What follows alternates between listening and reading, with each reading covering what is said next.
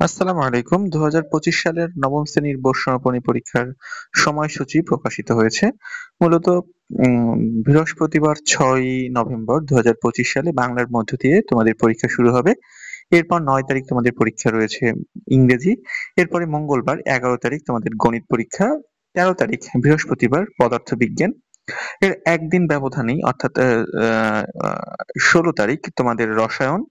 এরপরের রোববারের পরে মঙ্গলবার তোমাদের ১৮ তারিখ বাংলাদেশ ও বিশ্ব পরিচয়। ২০ তারিখ তোমাদের ধর্ম ও নৈতিক শিক্ষা। এর ২ দিন গ্যাপ দিয়ে ২৩ তারিখ তোমাদের ট্রেড 1 পরীক্ষা নির্ধারণ করা হয়েছে। এছাড়া এর একদিন বিরতি দিয়েই ২৫ তারিখ তোমাদের মঙ্গলবার অর্থাৎ ট্রেড 2 পরীক্ষা।